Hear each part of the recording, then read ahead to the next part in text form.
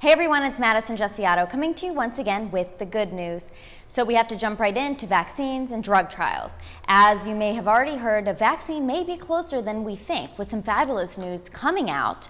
Two groups now starting by the end of the month into those phase 3 trials, and another group starting their phase 3 trial in August. So it's the final phase of testing, figuring out whether these vaccines are going to be safe and effective to deliver to the American people. So we'll keep an eye on all three of those trials, and of course those being the Moderna trial, the Pfizer and German drug maker BioNTech trial, and the AstraZeneca and University of Oxford trial. So we'll watch all three of those, as they continue, of course, to go through phase 3, and as they're looking now for healthy volunteers.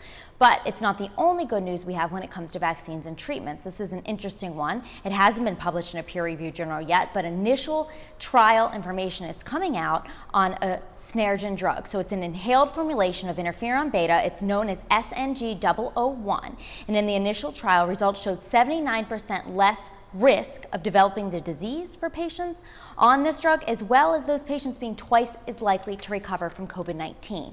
So this is some wonderful news and something else we're going to want to take a look on in the short term as we see more and more potential drugs and treatments come out. And for some of you that may have been following Miracle Larry, he is now headed home. He walked out of a Manhattan hospital after 128 days with COVID-19. As you may have heard his story, he spent 51 days on a ventilator. He had seizures, infections. He had to be put on fentanyl and then weaned off fentanyl. He was a recovering drug addict.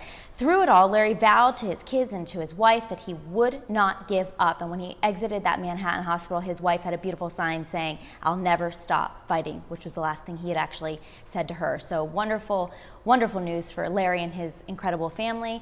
And I know they're going to be appreciating every moment of him being home.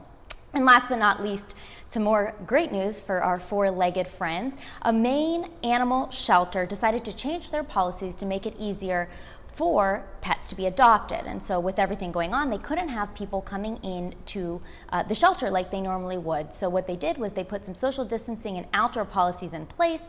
People now can sign up online for all of their paperwork and come in ready to take their pets home.